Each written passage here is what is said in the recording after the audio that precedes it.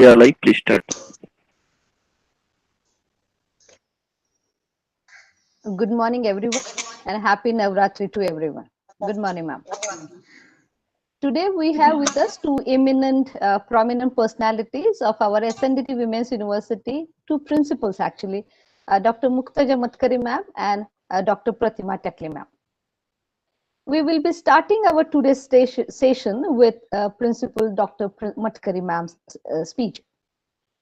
Dr. Mathkari ma'am is presently working as a principal of SNDT College of Home Science, Pune. She has PhD in English literature, in feminism. She has a vast teaching experience of 35 years, both at UG and PG level. Um, she has received Best Teacher Award at of a TJ College and also of Pune Municipal Corporation. She has received Best Administration Award as well. She's been a member and coordinator of many committees. Her list of publication is very vast. She has translated some stories into Marathi as well. She has published critical books, critical theory, literary books as well. She has given 21 radio talks. She has attended and chaired many national and international conferences. She will be talking on nuances of Indian feminism today. Thank you very much, ma'am, for being with us. And over to you, ma'am. Thank you so much. Thank you so much. For your nice words. And at the outset itself, I thank the Indology Foundation, Vaishali ma'am, Mishra sir, and everybody. It's a great opportunity to speak on feminism. The topic is nuances of Indian feminism. We do need feminism. That's the first statement I would like to make. And why do we need feminism? For that, let us begin with watching a video clip, please.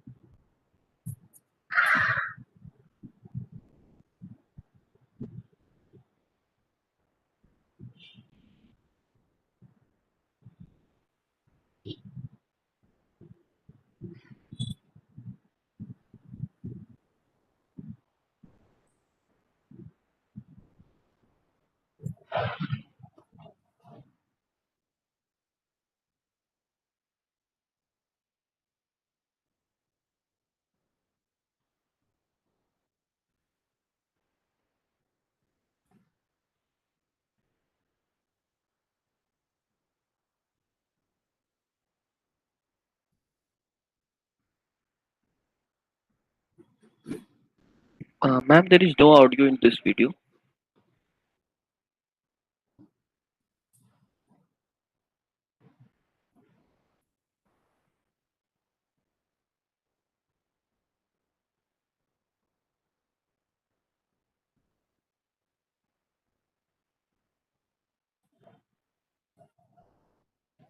सुनाई दे रहा है? No, ma'am. No, ma'am. I think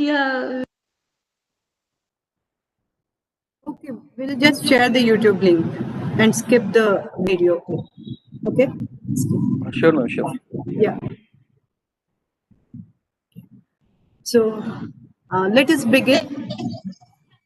Hello? Am I audible? Yes, ma'am, yes, ma'am. Please carry on, ma'am. Yeah. So let us, we began, actually I wanted to share this video clip with you, which talks about a woman who is treated as a product and there's a business deal going on, arranged marriage, that's a business deal. But this woman, very satirically, she exposes the malpractices of patriarchy And she says, I'm a woman and I'm a human and I'm not a product. And yes, women have to say this. And that's why we need feminism. We need feminist consciousness. And we do need a feminist movement. As long as we are aware of the fact that the person sitting next to us is a woman or a man, yes, we do need feminism. I'm reminded of the great philosopher Swami Vivekananda, who said that we have to perceive women in a particular manner. And what was that manner? He said, we perceive woman, first look at her as a mother or a daughter or a wife or a sister. But he said, let us take this vow that we will perceive her first as an individual with a great potential to be a Brahmavadini. And yes, the great feminist Swamiji. And I do believe in these words. This is one of the nuances of Indian feminism. Now let us understand what is Indian feminism and how do we deal with the nuances of Indian feminism. The Western feminism was dominant, certainly. We followed the Western practices, whatever solutions they gave, whatever they said was right. The white dominated feminism. That was the thing. But after independence, we understood that yes, this is not something that we need or we can practice or we need to practice. There's something beyond that because we are Indians. And so the movement, the post-colonial thought, which dominated the minds of these people, previously the mindscape was dominated by the British, we can say so-called first world feminism, the European and the American feminism. But later on, we understood this, and that's why we started looking back. We started revisiting feminism. We started rethinking feminism. We started interrogating Western ideas of feminism. And as a result of this process, something that comes to our mind is we can think about the first ever Indian feminist. And the first ever Indian feminist was Lord Buddha. Gautam Buddha, 600 BC, he said that women also have the potential for enlightenment as men have. So this states the fact that the domain, the field that was supposedly only the man's domain was or could be dominated by women also. So this acceptance of intellectual activities by Gautam Buddha, we can call him the first ever feminist of India. So this begins with our understanding of roots of feminism in Indian scenario. Then we can say, we can move to the Vedic period, 600 BC. And the Vedic period tells us that we had some women like Lopamudra or Gargi or Maitreyi or Ghosha. What was the situation? What was the situation during the Vedic period? Vedic period was certainly a period to be proud of, a matter of pride for every Indian citizen. Why? I'll tell you why. The first reason, there was no caste system. The society society was not divided by castes. And if we think about feminism or women, then yes, all girl children were allowed to get education, that is, knowledge through Vedas. They could study Vedas. Everybody could do that. Everybody was allowed. And every girl had a thread ceremony, sort of Upanayana, it was called. And this sort of ceremony said that yes, as we have the Maunja Bandhan for boys, we have the Maunja Bandhan for girls also. And girls also can have quest for knowledge and they can study Vedas. This was accepted and this was the truth for that particular society during the Vedic period. No society, this society was not divided by any discrimination based on caste. So there were certain scholars like Lopamudra. Lopamudra, she wrote some suktas in Veda. She could debate with her husband regarding the nature of true love or Atman, whatever the subjects of discussion were so-called related or associated only with men, she could do that, and on a linear, we can say, platform or a lateral platform where there was no hierarchy that the husband's word will be like he will always have the upper hand in the argument. No, she could do that. And she could certainly contribute to the making of Rig Veda. Another person whom I would certainly like to mention was Gosha. She also contributed certain suktas of Rig Veda. The name that we have to mention, another major name, I would say, Maitreyi. Maitreyi also contributed. She wrote, she spoke about Atman, she spoke about Brahma, she spoke about spirituality, religion. All these things were thought upon, touched upon by Maitreyi. She also added or contributed certain suktas in Rig Veda.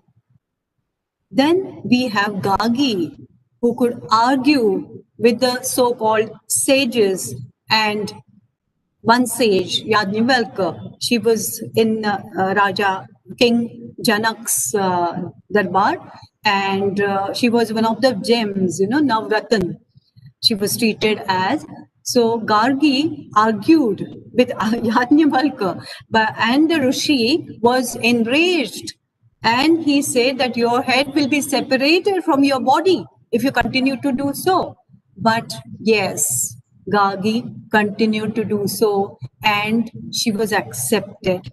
Now this acceptance also talks about the seeds of feminism or feminist consciousness, though which existed even among the men or the male population. It is not the case that all women are feminists and all men are anti-feminists. It's not like that. The forces of feminism can be unleashed through women as well as men. So Gagi was accepted. Her contribution to the making of Indian knowledge, the Vedas, is certainly great. So we did have this proof, do have this proof. Then we move to the 10th century. Why I'm talking about these examples? These are examples, but these are very significant examples in Indian history. And so these are known examples, I would say again, because of the patriarchal practices later on. What happened was, these scholars were neglected. There might have been more scholars, more people who contributed to the making of the women's society or the matriarchy in a way, which balances with patriarchy, we will say, another sort of matriarchy. So, 10th century, we have a queen. But before that, what happened? what happened before 10th century is something very disturbing. What was it? It was Manusmriti that changed the society. It was universally accepted in India. And what happened was the caste system started percolating in the society. The caste system was accepted. As the caste system was accepted, certain sections of the society were denied the access to education. Previously, during the Vedic period, there was a choice. There was a Sudyovadu and there was a Brahmavadini. All girls could be Brahmavadinis, but there were some girls who could choose, certainly, to be Sudyovadus. They didn't want education, they wanted to get married. Okay, so they were given the choice. But later on, after the influence of Manusmriti, or even we have the great economist Kautilya in his who wrote Arthashastra, talking about women's position to be secondary and their domain to be home, house. They should be at home. So that is their field of action, he says. And Manu said that a woman has to be protected, first by her father, then brothers, and then husband. So she needs that protection. So women's lives were degraded. And this was followed by the various invasions. We say the Mughal invasion, where the status and position of women, it came down. So we can say the degraded position of women, for the reason for this is these social changes that took place. But still, I would say, still there was, something in Indian history which talked about feminism, and that's why 10th century we talk about Queen Dida, the Queen of Kashmir, who ruled for 4 decades. So this is not a joke. So she could manage the kingdom for 40 long years. Then we can certainly, in the later centuries, we can talk about the Bhakti movement, another one of the nuances of Indian feminism.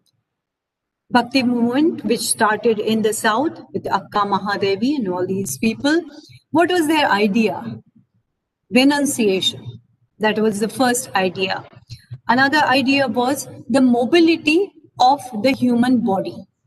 That is a woman's body. Woman was confined to the family, physically as well as psychologically. So this movement could allow women to be out in the streets and walk physically, means physical mobility, and think also in their own way and come to terms with their lives in their own manner. Many of these bhaktins, they left their families, they practiced renunciation. Akka Mahadevi, she certainly gave up or shed all the so-called sophistications which are needed or which are supposedly needed for the body, and she was always naked. So this complete renunciation Akka Mahadevi stands for. And the bhaktins, the other bhaktins also, we have Andal also. She was worshipped as a goddess in the south again. And she also talked about women's right to their body and the movement. So this movement, and this came not directly, but through their bhajans. And the bhakti was with the Nirguna God. So we have Mirabai also in this tradition, and later on we have Soirabai in this tradition. This movement certainly erased the discrimination in the society, which was based on the caste. Soirabai was a Dalit Bhaktin, but she could certainly be given the position of a Bhaktin. So there was equality for all women and no discrimination based on caste, creed, or religion, going beyond all these, borders or limitations, as we can call it. So when we talk about the feminist movement, we can say that some feminists, they dealt with the right to body. Some feminists dealt with the mobility of a woman. Some feminists dealt with the rights of women. So There are various things and there are various fields on which these women had to work hard. So Bhakti movement certainly contributed to the making of Indian feminism. During the 17th century, we have Bibi Delayed Kaur, who had a woman's army, Sikh women and all Sikh women and their own army to fight against the Mughals. So this was certainly great. So this leadership, a woman's leadership, so working in this field also, and power through your action, not passivity, being at home, but activity, being actually on the battlefield. And we have Rani Chennamma also in this. So fighting against the East India Company. And we certainly have later on, we have, I would certainly mention this name. It's a great name, Raja Ram Mohan Roy. Raja Ram Mohan Roy's contribution to women's emancipation, women's empowerment is great. And as I said, not only women, but men are also feminists. We have to accept this and accept this with a great politeness and an expression of gratitude. So the tradition of sati, it was certainly, annihilation of a woman's body, a woman's existence. And so he fought against this. So eradication of sati, that was the major thing, and education for women. Raja Ram Mohan Roy brought in this change with the modern thought, and that's why he's called the maker of modern India. Another great name was Ishwar Chandra Vidyasagar. See, as I said, various fields. Somebody works on education. So Ishwar Chandra Vidyasagar, he had 65 schools for women, girl children, and 1,300 students were admitted. Kolkata, the great city, and where education certainly was leading. And Ishwar Chandra Vidyasagar worked for this, and he fought against child marriage. So the education, empowerment through education, can be one of the nuances of Indian feminism. Simultaneously, there was, at the beginning of 20th century, there was a person working in Maharashtra, the great name, and this great name is Bharat Ratna Maharshi Dhundo Keshav Karve. This person started the first women's university in Southeast Asia. And this university later on was named as Srimati Nathibai Damodar Thakursi Women's University, which is spread all over India and which caters to the education of only women, empowerment of women, employability of women, and making them good citizens, responsible citizens of this country. This was something that brought about the change in the feminist movement. Education can be used as a tool for empowerment. And when all these people came together, and again I say, whenever, unfortunately, when many women, great scholars talk about feminism, they only mention women's names, women leaders' names. But I would certainly express my gratitude to these men also, because of whom we are here, because of whom I'm here as a woman teacher or a woman principal. So Maharshi Dhundo Keshav Karve, one, education.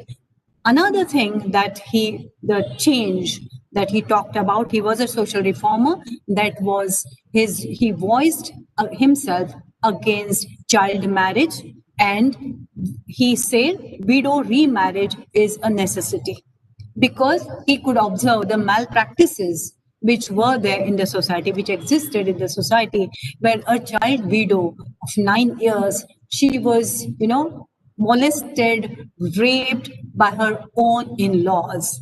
And the life became a hell for this sort of girl. She had no hair, she had to wear white sari. A very, that age, the teen age, or we can say childhood. It talks about a butterfly, it talks about a rainbow, it talks about beautiful rains. But everything, this girl or this girl child was devoid of the joys of life. And Maharshi Dhondokesho Karve certainly brought in this change. He himself married a widow. So his contribution to the Indian feminist movement is certainly great, because we cannot just say that women should have their rights. Women cannot have their rights, and it cannot be imposed from without, that yes, I give you freedom. That freedom, that sense of freedom has to come from within. Then only a woman will be free. She will be able to think in a free way, and she will assert herself as an individual. So Maharshi Dhondokeshav's Karve's contribution is certainly great. Later on, we have Savitri Jyotiba Phule, Mahatma Jyotiba Phule, and 19th century, and Savitri Bai Phule, again working for women's education, and the ashram Vijayawada, the school opened for girls, and the first woman teacher of India, that was Savitri Bai Phule.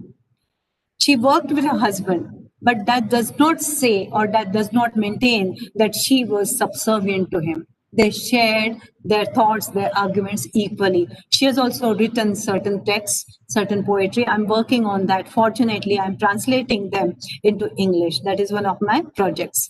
And the name of Savitribai Phule that was given to Pune University, something really great. That why name is important? Yes, in certain cases, name is important. So that also a university, Indian university being named after a woman is also a matter of pride in this feminist movement.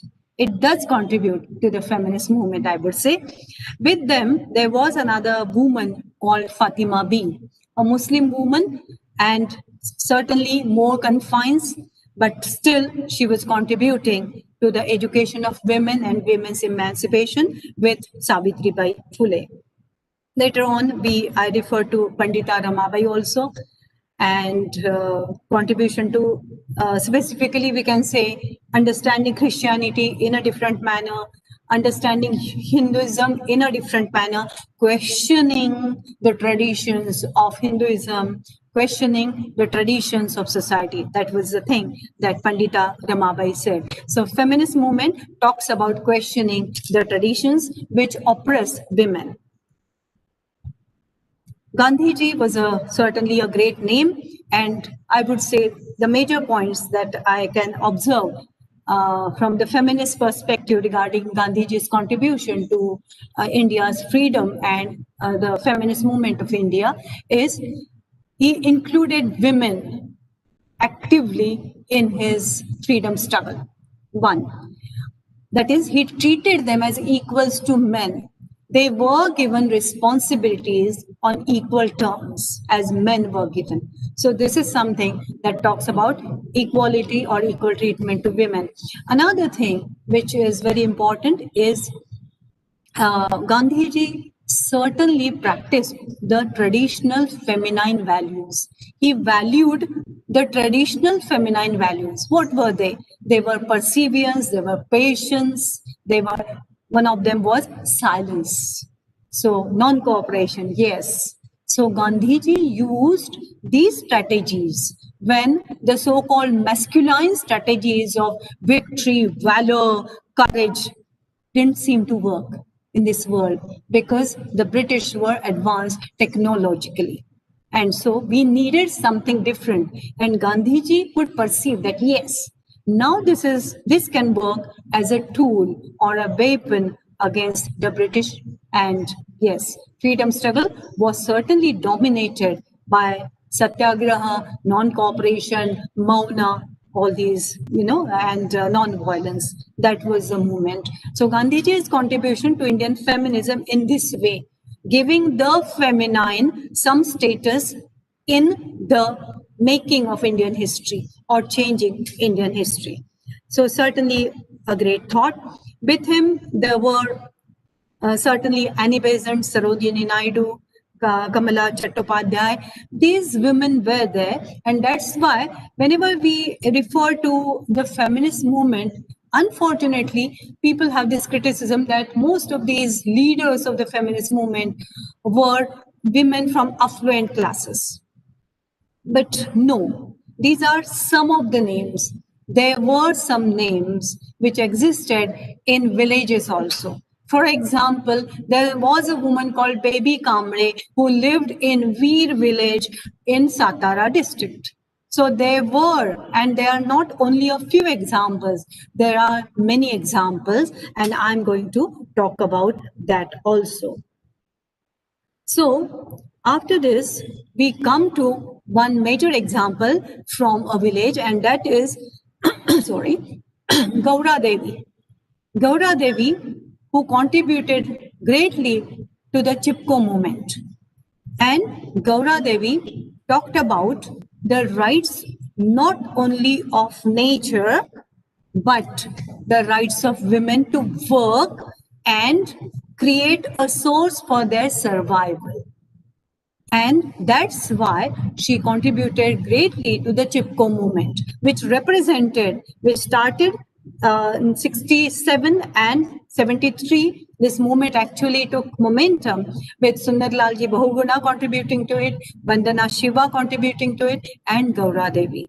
So you can see these pictures where Chipko is, you hold the tree, you save it. And because a tree is related to nature, nature is equal to woman, I would say that yes, this movement does contribute to the making of Indian feminist movement. And see the combination, I would love to establish this association also. Vandana Shiva from the urban India, India shining as we call it, and Gaura Devi from the rural part of India. So this combination, this association was also possible. Later on, unfortunately, there were certain things, and I would like to certainly refer to these things. The Bhavri Devi case, certainly a Dalit woman molested, raped, and this Dalit woman was not only a woman, but she was a midwife. She was contributing. She was a contributor to the social change. She was against child marriage. She opposed child marriage in an upper caste family, and this led to this sad incidents. So this is very sad. And after this, after this case, Bhavri Devi's fight for justice and all, we had Vishaka guidelines. So that changed, or that was expected to change the way you look at a woman, you perceive a woman, you treat a woman, and what is sexual harassment and what is molestation. So all these things were given a thought, and Advocate Grover certainly contributed, Advocate Sharma also, she contributed to the making of these guidelines. But history repeats, sadly, history repeats itself, and that was Nirbhaya case. But fortunately, these culprits, the criminals, have been hanged. After Nirbhaya's case, we had certainly there was a modification of these laws, and certain amendments were made, and certain stringent laws were created. And yes, still, unfortunately, though this is a situation, unfortunately, we had another case, and that was Hathras case. Yes, there's a repetition of history, but later on I'll talk about this. Let us talk about Me Too. Vishaka guidelines, and later on, because of Nirbhaya, the guidelines. And Me Too movement did contribute to the making of Indian feminism, I would say. 2007 it started, and it was Tarana Burke who started this movement. The basic principle of this movement was to tell the women to speak up for themselves, to speak about their sexual harassment, and tell them that don't be ashamed of themselves, and talk about themselves, their experience, and they are not alone. The feeling of solidarity, they are supported by other women. So this organization, Solidarity, does mark the foundation of feminism in India also, or all over the world, we can say. 2017, we had Me Too movement. Again, criticism against this Me Too movement. Certainly, there were certain women who took disadvantage of this movement. So that is there. But at least 50% of us it is truth, or it can be treated as truth. So Me Too movement also did contribute to the making of Indian feminism. Yet the reality does not change much, or it seems that the reality is not changed much. We recently had 14 September 2020, we had Hathras case. And this is a dark and a stark reality of Indian women's situation. So very unfortunate. So if this is a reality, what do we do? What do we really want? And what are we going to do? So, what do we want? One, we want humanism and not womanism. Treat women as human beings. Treat them, as I started with Swami Vivekananda, don't look at a woman as a woman, mother, sister, daughter, or a wife, but look at her as a Brahmavadini, he said, the great sage of India, the sannyasi, the Yodha sannyasi is called. He said this. So let us practice, let us treat women as human beings and not only their bodies or just as women.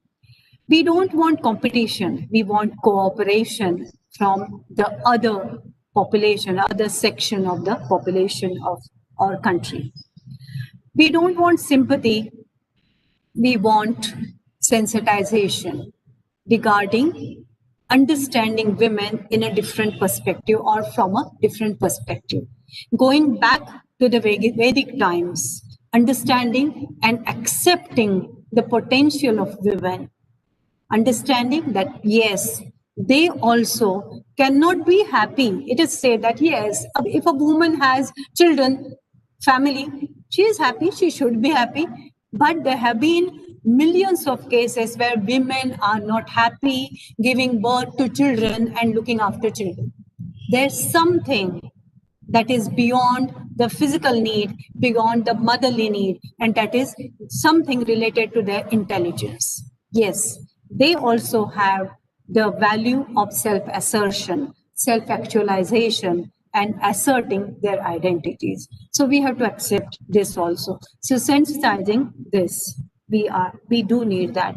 Then we don't need only power. We need more pleasure than we need power. So pleasure through equality, sharing power, and caring for somebody else's power also, respecting the borders of those power, respecting the other spaces, men's spaces as well as women's spaces. We need that. And we want we don't want individuality, we want community. Why do I say we don't want individuality? Because the idea of individuality comes from the West, the American feminism, which talks about individuality. We have to think about community. And we believe in family, we believe in togetherness and the kinship relationships that we had, the support groups that they form. And we don't want rancor, we don't want bitterness, but we want respect. That is what we need. And that's why we have a long way to go, I would say. We'll have to trade our own path. And what is this own path? As I said, Indian feminism, when we talk about the nuances of Indian feminism, we can understand that the feminist movement touched upon women's right to their body, women's right to their education, to property. I didn't refer to that, but yes, to their property, sharing of responsibility, and child marriage. Somebody fought against that, widow remarriage. So, and certainly the Sexual Harassment Act, POSH, all these acts, Vishakha guidelines, then Nirbhaya guidelines coming in. So this changed the Indian scenario or Indian feminist scenario. But what we really need is, we'll have to have our own way of solving problems. We cannot imitate the Western feminists. They cannot give us the ready-made solutions, because we have to respect our culture specificity and the diversity of India. We'll have to come out with our own solutions and strategies for survival. One, we'll have to voice ourselves, we'll have to learn to voice ourselves, and we'll tell the Western or the colonizing feminists that don't talk about us. You don't need to talk about us. Talk to us, we'll share. That's okay. But we will talk about our own problems, our issues, and we will try to solve our problems. So we need to do that. And we are not going to accept somebody as our Masiha or the savior. We will be our own saviors. And the Indian tradition has to be, I would say, rethought, revisited, and revisioned. And then we will understand that yes, there is glory in the Indian past, which talks about feminist consciousness, feminist movement, feminism, respecting women as human beings. And yes, we belong to this great tradition. So these are, according to me, the nuances of Indian feminism, and these are the ways the Indian feminism, the indigenous feminism should certainly be created and practiced. I thank the organizations of Indology Foundation. I would say that we have to trade our own path, and so we have miles to go, and we have miles to go, but there's always a ray of hope. And we, with our feminist consciousness, the change consciousness, can certainly change the Indian scenario for women and men also, because feminism is not against men, it is for everybody. Thank you very much. Dhanyavad.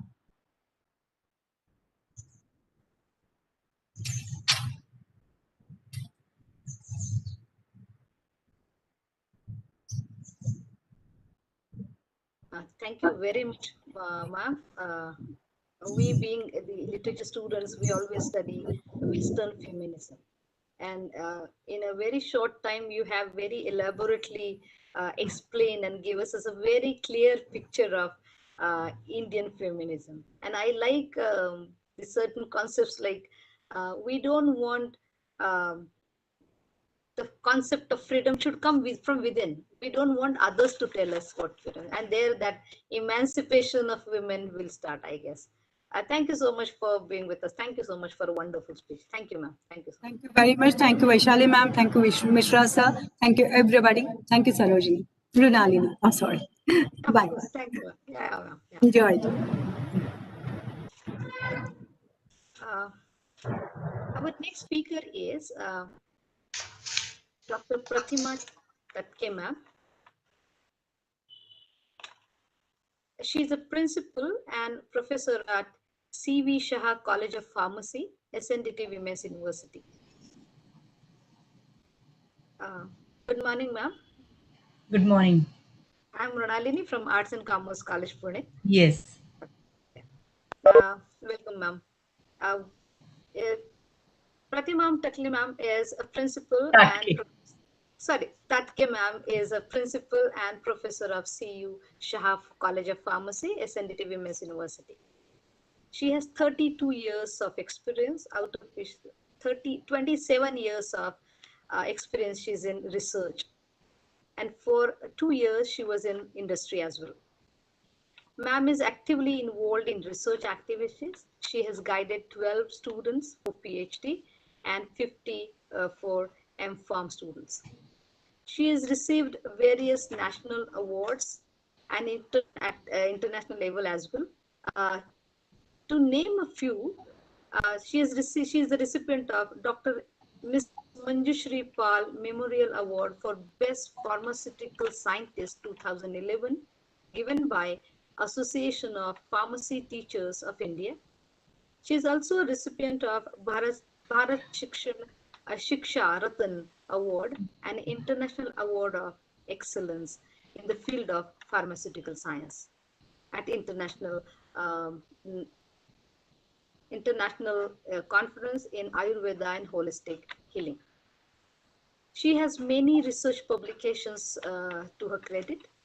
She has filed 8 Indian patents, out of which she got 4 patents. She applied for one US patent as well, and it was also granted to her. She is a member of many committees. Today, she will be sharing her views on the occasion of Navratri. Thank you very much, ma'am, for being with us. Over to you, ma'am. Thank you so much. Thank you very much for the nice introduction. Um, I before I start, I would like to thank Indology Foundation for giving me this opportunity to share my views on contribution of women in science and technology. I also would like to thank our registrar, Dr. Deepak Deshpande, for suggesting my name and again giving me the opportunity.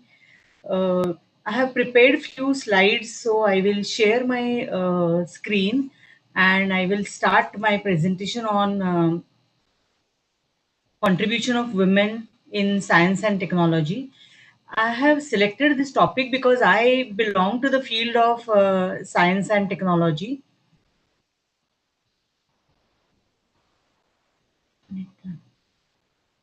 And I thought I can give overview of some women who have contributed in this field because we have taken inspirations from all these women. So let us down. Uh, there is in recent days there is a tremendous improvement in the status of women in our nation. More and more women are educational institutes and they are achieving merits and laurels. There is increase in the enrollment in the science and technology field, and contribution of women in science and technology is important for enriching their lives, contributing towards promoting well-being of the community, growth of the whole nation. There are many obstacles which have been placed before women in science over the years. In spite of that, women have made many truly significant and often dramatic contributions to the field of science and technology. In this presentation, I will be discussing profiles of some eminent women who have made significant contributions to various fields of science and technology. Uh, Let us see some challenges faced by women in science and technology. Uh, Factors which have effect on women participation in R&D in science and technology are the women in this field are few in number. There is family and social responsibility, and the women is has to balance between these. uh, there is gender discrimination in this field, isolation, where women have to represent as a group of women, lack of peer group and mentorship, hostile work environment is seen at many places, sexual harassment at workplace, lack of recognition, then numerical underrepresentation and negative stereotypes contribute to negative environments for women in STEM. STEM is science, technology, engineering, and math. Hence, face multiple challenges, and this contributes to their low numbers at every level. There are structural and interpersonal challenges also, and type and nature of work in science and technology. uh, in science and technology, women have to work in the lab or on the shop floor, and they have to spend many hours if they're in research or if they're in company or any other field of science and technology. They have to spend many hours in at the workplace. So this also is a challenge, managing family and um, job. So I have cited some examples of eminent women in science and technology. So the first woman is Janaki Ammal EK. She's the first female botanist of India. She worked on plant breeding, cytogenesis, genetics, and phytogeography uh, on various plants. Her research contributions they produce high yielding strain of sugarcane through polyploidy technique. She worked on various varieties of sugarcane and carried out various experiments in the plant tissue culture technique, and she developed this technique of polyploidy, which gave resulted into a high yielding strain of sugarcane with giving more the variety of sugarcane suitable for Indian conditions. She worked in USA and sugarcane from various other countries and developed a variety which is most suitable for Indian conditions. So that is again a major contribution. She carried out studies on wide variety of garden plants also, and a small white flower called Mangolia is named after her as Mangolia cobus Janaki Ammal.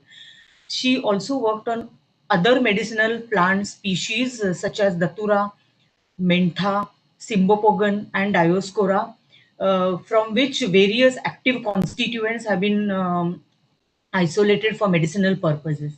So she was awarded a Padma Shri by the Indian government in 1977, and Ammal was elected as a Fellow of Indian Academy of Sciences in 1935, the Fellow of Indian National Science Academy in 1957. Then Kamal Randive is another woman who have has contributed in the field of science and technology. She is a biomedical researcher in the mainly worked in the field of cancer, different types of cancers. She was a founder member of Indian Women Scientists Association. She established India's first tissue culture research laboratory at the Indian Cancer Research Center in Mumbai in 1960. She got a postdoctoral research fellowship to work on tissue culture technique and work with George Gay, who is famous for his innovation laboratory on HeLa cell line. She worked in his laboratory at John Hopkins University, USA. This HeLa cell line, which she worked now, is a basic cell line or a basic research in the field of cancer, breast cancer.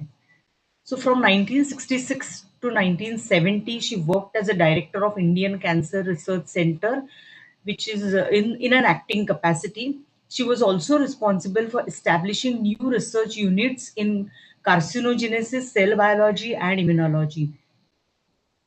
So significant contribution in cancer field of cancer, and her career achievements research on pathophysiology of diseases such as leukemia, breast cancer, and esophageal cancer. She was awarded the Padma Bhushan, which is the third highest civilian award for medicine in 1982. Then I would like to discuss about Kamal Sohni, who is a pioneering Indian biochemist. She is the first Indian woman to receive a PhD in a scientific discipline. She completed PhD from Cambridge University, UK. She worked on potatoes and she discovered the enzyme cytochrome C, plays an essential role in the electron transport chain, and this discovery led to many other avenues and fields in the um, uh, field of biochemistry, like especially electron transport chain and other types of cytochromes, etc. She worked as a professor in the Department of Biochemistry at Royal Institute of Science in Mumbai. She worked on NIRA on suggestion of then President of India, Dr. Rajendra Prasad. NIRA is the sap which is extracted from the inflorescence of various species of toddy palms and she worked extensively on that, and which led to inclusion of nira in the diets of malnourished adolescent children and pregnant women. And this can act as an inexpensive dietary supplement, led to significant improvement in the health of those children and pregnant women. So for her research contribution, she was awarded the Rashtrapati Award for her work, especially on nira.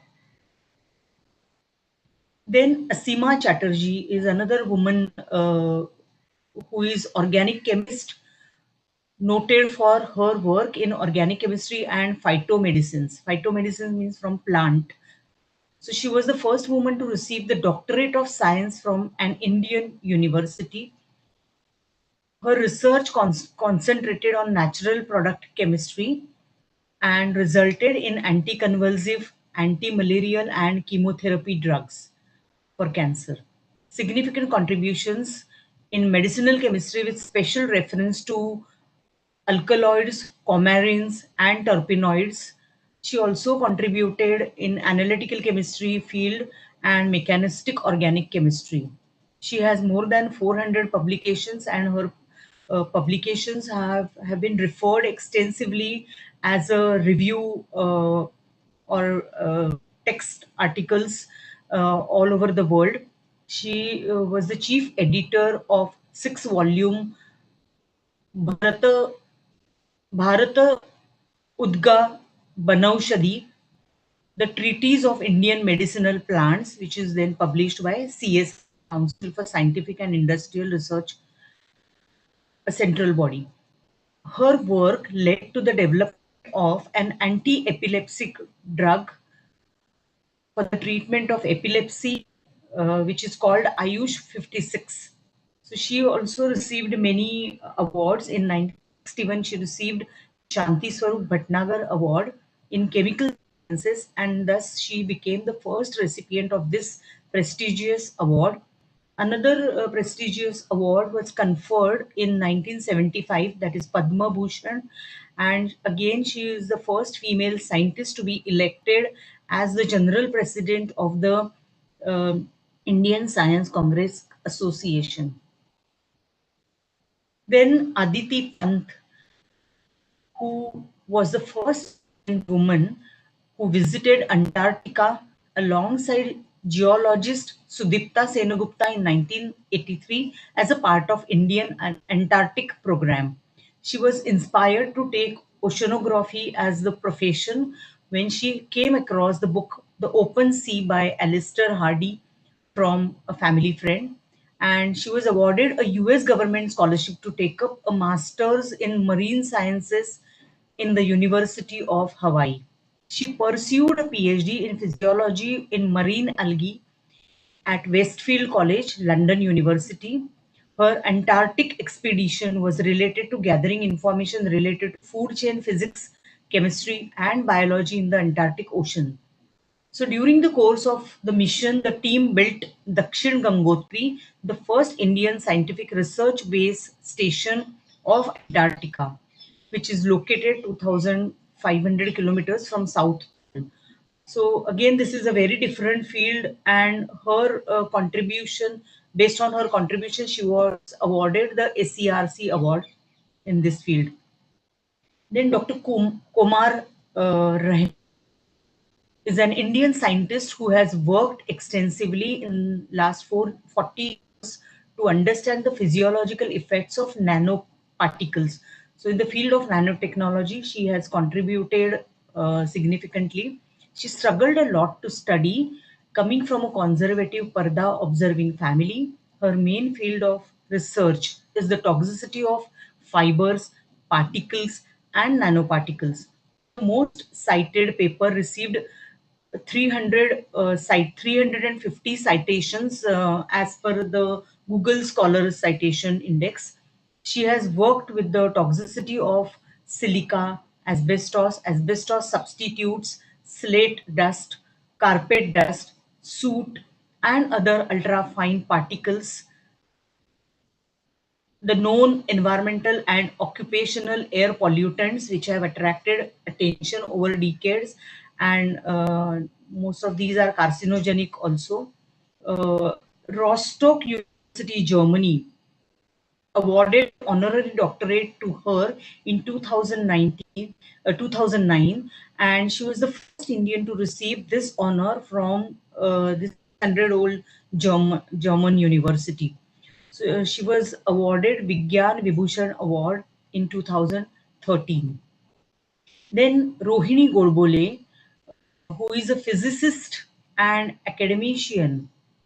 She is a professor at Center for Physics Institute of Science, Bangalore. She's a famous orator, often delivering talks to young students, scholars, and scientists on everything about physics. She is MSc from Indian Institute of Technology, Mumbai, and PhD in theoretical particle physics from the State University of New York at Stony Brook. Professor Godbole is a part of International Detector Advisory Group for the International Linear Collider in the European Research Lab. So this is another major achievement by Dr. Rohini Godbole. She has written various books, to name few: Theory and Phenomenology of Particles, an account of four-dimensional supersymmetry in high energy physics, The Girl's Guide to a Life in Science, and Leelavati's Daughters, the Woman Scientist of India, which was compiled by her, and I have referred this book for preparing this presentation. Dr. Godbole was awarded a Padma Shri in 2019 and Satyendranath Bose Medal of Indian National Science Academy INSA in 2009. Then Dr. Ritu Karidhal Srivastava, she was a Deputy Operations Director to India's Mars Orbital Mission Mangalyaan. She has been referred to as a rocket woman of India. In her teens, she started collecting newspaper cuttings about any space related activities and kept track of activities of ISRO and NASA, and then she selected that as a career. She completed her MSc in physics from University of Lucknow and got enrolled in doctoral course in the physics department. She is working for ISRO since 1997. She played a key role in the development of India's Mars orbital mission Mangalyaan, dealing with the detailing and execution of craft's onward autonomy system. She supervised Chandrayaan-2 mission as the mission director. She presented at TED and TEDx events describing the success of the Mars orbiter mission. Dr. Ritu received ISRO Young Scientist 2007 from APJ Abdul Kalam, then President of India. Then we know about Kiran Mazumdar Shaw, who is a chairperson and managing director of Biocon Limited. She's on the Financial Times top 50 women in business list. In 2019, she's listed as the 65th most powerful woman in the world by Forbes. She studied biology and zoology and graduated from Bangalore University with a bachelor's degree in zoology in 1973. She also studied brewing technology at Melbourne University in Australia. She started Biocon India in 1978 in the garage of her rented house in Bangalore with a seed capital of rupees 10,000. Biocon India was the first Indian company to be able to manufacture enzymes and export them to the US and Europe. Biocon was expanded to a fully integrated biopharmaceutical company with the portfolio of products and a research focus on diabetes, oncology, and autoimmune diseases. So Dr. Shaw received Padma Bhushan in 2005 and Economic Times Award in 2004. She also received Othmar Gold Medal in 2014 for her outstanding contributions in field of science and chemistry. She's the first Indian to be elected member of United States National Academy of Engineering in 2019. And we all know about Kalpana Chawla, but I would like to give a brief profile about her. Kalpana Chawla was the first Indian American astronaut and first Indian woman in space. In 1997, she first flew on the Space Shuttle Columbia as a mission specialist, primary robotic arm operator. Chief called her a terrific astronaut. On February 1, 2003, the US Space Shuttle Columbia, with a seven-membered crew, Chawla, disintegrated in flames over central Texas in a while before it was scheduled to land at Cape Carnival in Florida. She was a very down to earth person, and the University of Texas dedicated a Kalpana Chawla Memorial at the Arlington College of Engineering in 2010. At the time of its opening, the display included a flight suit, photographs, information about Chawla's life, and a flag that was flown over the John Johnson Space Center during a memorial for the Columbia astronauts. And also in Kennedy Space Center, NASA, there is a separate section about contributions of Kalpana Chawla. Then Dr. Indira Hinduja, who is an Indian gynecologist, obstetrician, and infertility specialist. She is known for her first as the first Indian woman who delivered a test tube baby in 1986. She also pioneered the gamete intrafallopian transfer, that is gift method, helping in the birth of India's first gift baby in 1988. For menopausal and premature ovarian failure patients, she developed an oocyte donation technique. On 24th January 1991, she gave country's first baby out of this oocyte donation technique. She has received many awards and few have been listed over here. She received Young Scientist Indian Award, is an award of Maharashtra State Jaisi Award, Bharat Nirman Award for Talented Ladies, International Women's Day Award for by the Mayor of Bombay, Lifetime Achievement Award by Federation of Obstetrical Society of India, Dhanvantari Award by the Governor of Maharashtra, and a Padma Shri Award from by the Government of India. By taking inspiration of all these ladies, we at our level carry out various research projects and research activities. So I would like to give one small example of our achievement, which we carried out on pomegranate fruit. So the title of this research, which I'm going to present, is pomegranate effervescent granules as a potential anti-ulcer agent. So pomegranate, the botanical name is Punica granatum, belonging to family Punicaceae. It is rich in polyphenols in the form of tannins. So pomegranate fruits and peel has been reported in the ancient literature, Ayurvedic texts as astringent, antibacterial, anti-inflammatory, antioxidant, anti-hemorrhagic, antifungal, anti-diabetic, anti-diarrheal, anti-ulcer, and analgesic properties. So we prepared various extracts of pomegranate fruit peel, and we screen these extracts for antioxidant, antimicrobial, and antidiarrheal activities. And based upon these, the we identified bioactive extract which showed promising activity, and this extract was taken further and tested for hyperacidity and anti-ulcer activity.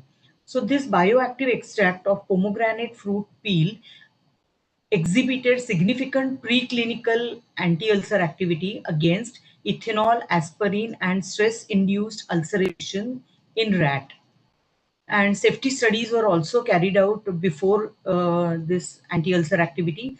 So it was found to be safe up to the dose of 2000 milligram per kilogram body weight in Wister rat. So this was the basis of the study, and we carried out this further because this bioactive extract was found to be effective, but then it is inconvenient to use, which hampers patients' compliance due to its unpleasant taste. So we developed a user-friendly, convenient to use and palatable formulation in the form of effervescent granules, which can enhance the immediate dispersion and dissolution of pomegranate extract in water, and which can enable its oral use for gastric ulcer and pain advantageously. So the present invention provides a process for preparation of effervescent granules containing bioactive extract of pomegranate fruit peel, which I will be referring as PEG, and we have uh, filed a patent, and it is provisionally granted. So PEG certain good flow properties, desired effervescent cessation time, and immediate release of bioactives, providing instant relief of hyperacidity, burning sensation, and irritation produced due to ulcers. The product was commercially scaled up to 100 kg. So commercial manufacturing is now is optimized. Stability studies were also carried out, and it is found out that PEG is stable in various storage conditions. Uh, a multi-centric clinical study in 150 patients suffering from hyperacidity and ulcer was carried out at 3 different centers, and it confirmed the effectiveness in patients suffering from these conditions. So thus, this is a schematic diagram where pomegranate fruit uh, peel was obtained, and this peel is extracted, and then the bioactive extract is formulated into effervescent granules containing the extract, and this effervescent granules were ready to use now for commercial use. Economic significance of this invention: the pomegranate fruit peel is an industrial and household waste which is thrown away.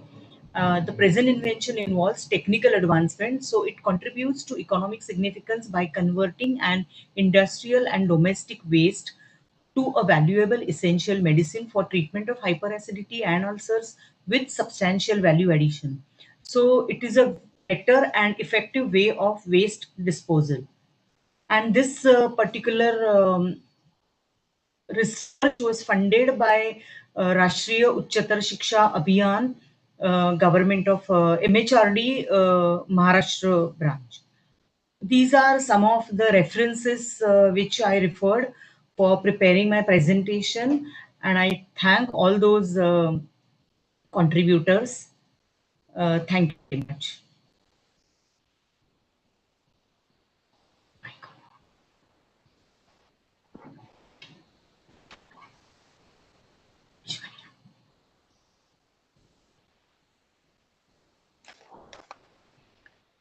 Thank you very much, ma'am. Thank you very much for making us aware how women have contributed in the field of science.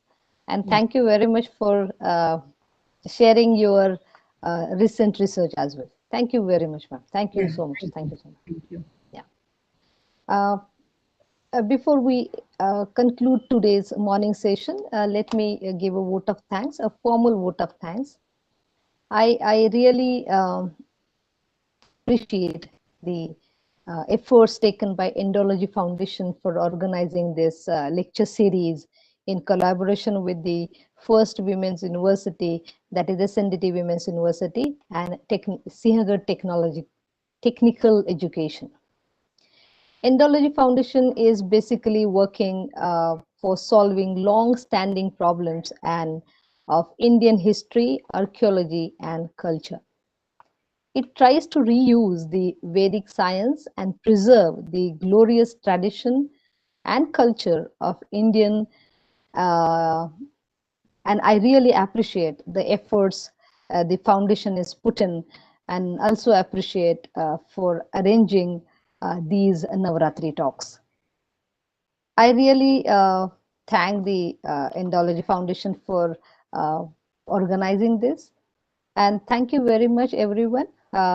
Please join us in the evening again for one more session around at 7 o'clock. Thank you very much, everyone. Thank you so much. Have a great day.